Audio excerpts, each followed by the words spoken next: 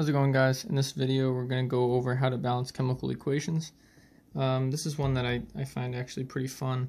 I think that they're kind of like little puzzles, and once you get the hang of them, they become a lot more enjoyable, a lot less confusing. I think the trick eventually becomes doing them very quickly, like on an exam or something, especially if sometimes you're given like a whole bunch of them. So we'll start off with this one that's really pretty straightforward. This is how I set up every single one. I just list out the elements on each side, and not even including them in compounds. So Na on both sides, O on both sides, go like that. Na, O. So first things first, what do we have? We have one Na and two O's on this side, and on this side we have two NAs and only one O. So that's going to be an issue. First of all, we can try to balance one at a time. So I don't know, let's say we want to get two O's on that side. We're going to have to put a 2 there. So this is something that you could either use a pencil and just put like a 2 there and then erase it after. But I can usually just conceptualize them, for the time being, just to get the math done. Say we put a 2 there. What effect would that have? Now we'd have 4 Na, and we'd have 2 oxygen. Now we have the same amount of oxygen on both sides, 2, but we have one sodium here and 4 sodium here. So, and since sodium's alone, that makes it really easy. We just make it 4. So then we can just throw that in. We have 4 Na. We just 1 for the O. That's, some people allow you to leave that blank. Just make sure that you don't leave it blank unless you're positive that you're allowed to, or leaving it blank indicates that there is only 1, because I've heard of people getting losing points for that. And then we're just going to have 2 of the Na2O. That's not too bad. I'll move on. AsCl3 plus blank H2O. I think H2O is probably a pretty common one. HCl plus AsOH3. So sometimes this is one way that they can make them a little bit more complex. But just stay consistent, do them all the same way. Just count up the elements. So on both sides we have the As, we have Cl, we have H and O. As, Cl, H, and O. Let's count up what we got so far. So we have one of these. We have 3 of these Cl. We have 2 hydrogen and 1 oxygen. And on this side we have, let's count this first. So we have OH times 3. So we have 3 H's as a result of that, plus there we have 4. Then Cl, we just have the 1. And for As, we just have 1. And for O, we have 3. So we have pretty different numbers here. And let's kind of go through it and figure out what would be the most efficient method to balancing this equation here. One thing we can do is we can put, say, a 3 for the HCl. So that would get us to, we'd have a whole lot more. We'd balance the chlorine. So let's say we put a 3 here. What would we get? So that would still be 1, 3, 2, 1 over here. But on this side, we would have HCl. We have 3 chlorine, balancing that on both sides. But now we have 3 times 1 is 3, plus 3 hydrogens is 6 hydrogens. And then we have the same number of O's and the same number of As. So that's getting a little bit better. We have 1, 3, but now we have 2 hydrogen and 6 over here and 3 over here. But as you can see, these are in a relative ratio that we can impact with the H2O. So by adding now to the H2O, I think that we're going to be able to just add 3. If we put a 3 here, that'd be 3 H2O You can also label what you do here. So here we did the 3HCl. Here we're going to put 3H2O. That's one way to kind of track it. For the 3H2O, we're going to have the same number of AS and Cl, 1 and 3, which is perfect because this side still has 1 and 3, and this is 6, 3. And then, but now for the H2O, if we're adding 3, that's 3 times 2 is 6. That's balanced. And then we had 3, so 3O right there. So now we've balanced it. So we just need 1, a 3 for the H2O, 3 for the HCl, and a 1 here. So that's not too bad. Okay, so now we'll move on.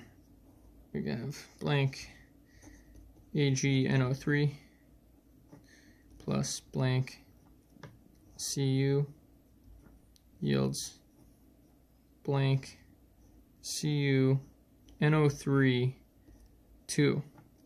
That's a tricky one there. Plus blank Ag. Okay. So this one we'll kind of make a divide there. What do we have on both sides? We have Ag, we have N, we have O, and we have Cu. Ag, I like to keep them in the same order if I can. N, O, and Cu. Okay, so first off, over on the left, what do we have? We have 1 Ag. For N, we have 1. For O, we have 3. And for copper, we have 1. Now, on the opposite side, we have just 1 Ag, it looks like. But for N, we have to multiply. So we have 2 N's, because this whole thing, there's 2 of them. So we have 2 N's. And then for O, that's 2 times 3, which is 6. We have 6 O's. And then for copper, looks like we just have 1. So we just need to affect what we have. This is balanced and this is balanced. We have to affect the N and the O. So unfortunately, it looks like that's going to be a multi-step process here. So first off, we can just put 2 for the AgNO3. See what that gives us.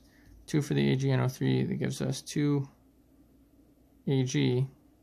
We'll have 2N, balancing the N. And then the O3, this whole thing is times 2, so 3 times 2 is 6, balancing that, and then we still have just 1 copper, and this side stays 1, 2, 6, 1. So we have 2, 2, 6, 1. All we need is to get 2 Ag over here, and luckily for us, Ag is alone, so we're just going to put that on the opposite side, 2, 2, 6, 1, 2, 2, 6, 1. So we have a 2 here, and a 2 here, and a 1, and a 1. Okay, cool. And let's see. Hopefully we'll have room for 2 more. Blank FeCl3 plus blank CaOH2 yields blank FeOH3 plus blank Ca, what am I doing here? CaCl2. Okay, so let's just break it down. I'll use this last kind of corner space here to separate it out. So what do we have?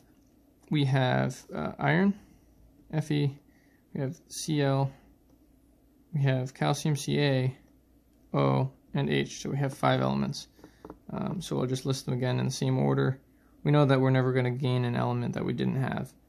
So it's a safe bet to just throw them in the same order. So let's count them up. So we have 1 iron on this side. Cl, we have 3. Calcium, we have 1. And then we have 2O and 2H because we have the OH2. Now on this side, we have the 1 iron, it looks like. O and H, we can write them out at the same time. We have 3 of each because it's OH3 on this side. And then the Ca, we have 1. Cl, we have 2. Let's compare these numbers. 1, 3, 1, 2, 2. 1, 2, 1, 3, 3. Okay. So let's break that down. What's the first step, I guess? And there might be different things you can start with. There's definitely wrong answers that won't help you. So oftentimes if you're unsure, you're getting kind of overwhelmed, just shoot for something. So like we'll do 3 CaCl2. And we're just going to kind of see where that takes us. If it ends up not being right, that's fine. We can, fix it. But I think it's sometimes better than just, making the wrong decision here is much better than waiting to make a decision if you're going to run out of time. So what do we have here? We're only affecting the numbers of the Ca and the Cl. So they're right next to each other. We have 3 Ca. So 3 Ca. And the Cl2 times 3 is 6. So we have 6 of that. 1, 3, 3. Okay, so that didn't do too much. Now let's try to do 3 CaOH2.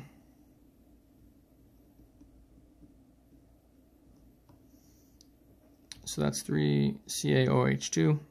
What's that going to affect? We still have 1 iron. We have, okay, so we still have 1 iron. We still, CaCl2, we still have, what's it going to be? The Cl is still going to be 3. And we're affecting the Ca and the OH. We have 3 of that now. So we have 3 Ca. This is going to be 1, 6, 3, 3, 3. So we've balanced one thing, luckily. So we have 1, 3, and then 3 OH2. So 3 times 2 is 6. We're going to have 6 O, 6 H. Cool. So now we can go to the next. Next time we'll just do 2 for the Fe, FeOH3. Try to see if we can balance that. That's on this side. We're going to have the same numbers: 1, 3, 3, 6, 6. Now we've added a 2 there, so we're going to have 2 iron. And we're going to have 2 times 3 is 6. 6 and 6 of these guys, so we've balanced that. And it looks like we have for the Cl, that's not affected. We still have 6, and we still have 3. So what can we add to finish this off? We'll do 2 FeCl3. FeCl3 right here. So that hopefully will get us where we need to go. Let's see what we got. So now we have 2 iron. 2 iron. Cl3 times 2 is 6. So we have 6 Cl, 6 Cl. We didn't affect any other element on this side, 3, 6, 6. And we didn't affect anything on this side, 3, 6, 6. So 2, 6, 3, 6, 6 on both sides. So what do we have? 3 for the CaCl2. That was a 3 there. 3 for the CaOH. And then 2 for the others. And that's probably one of the most difficult that these problems can get, where you have multiple variables and then you have to take so many different steps.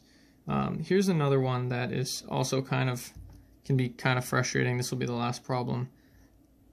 C4H10 plus blank O2 yields blank CO2 plus blank H2O. So we'll set it up down here. We have on both sides CH and O.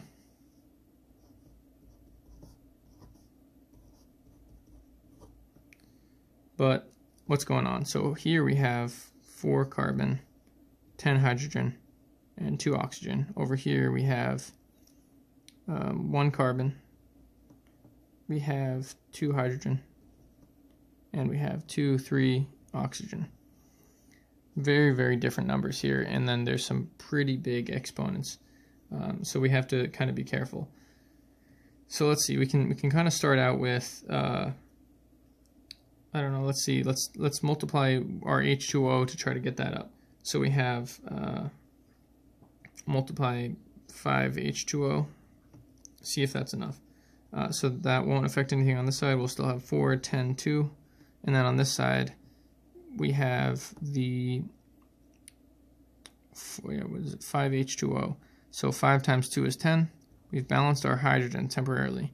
And then 5 O's plus 2 O's here, 5, 6, 7. We'll have 7 O's. I believe, wait, is that right? Yeah, 5, 6, 7. And then for the carbon, we'll still just have 1. Okay, so that's, yeah, that's something. Now we can try to do 2 of the C4H10. See where that, if that helps at all or hurts at all. If we have that, we're going to end up with 8 carbons, 20 hydrogens, and just the same number of O's. Over here we'll have the 1, 10, 7. So we're getting further away, but I think that was potentially a worthwhile cause. Now we're going to do 10 H2O instead of the 5. So we'll see what that gets us. We have 8, 20, 2, and it won't affect our carbons, I believe. Yeah, because we're just doing that. So instead of 10 and 7, we have 8 H2O, or I'm sorry, we have 10 H2O. So we're going to have 20 hydrogens. We've rebalanced our hydrogen. And now how many O's do we have? 10 plus 2 is 12. Okay. So now we're getting up there with the numbers here. Another one we could do is 8 CO2. Kind of running out of space here. So 8 CO2 won't affect these numbers. 8, 20, 2. 8 CO2 will give us 8 carbon. So now we've balanced our carbons.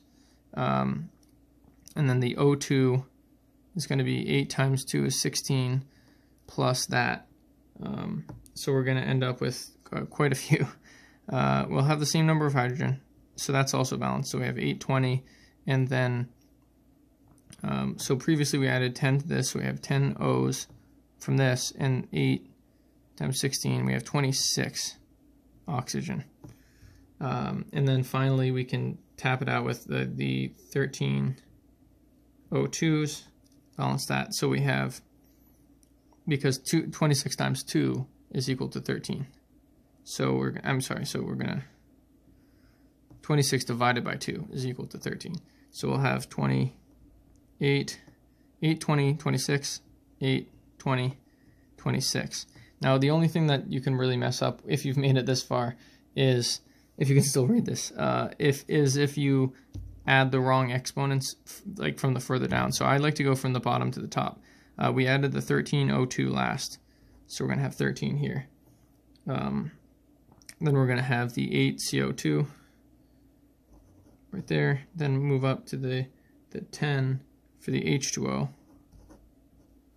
and go from there to the 2 C4H10. So hopefully this is helpful and legible. Yeah, these kind of problems are just, once you get used to them, they actually become fun, I think. And it's kind of like, I think of it like a puzzle, unless it's like chemistry. So good luck. Hope this helps.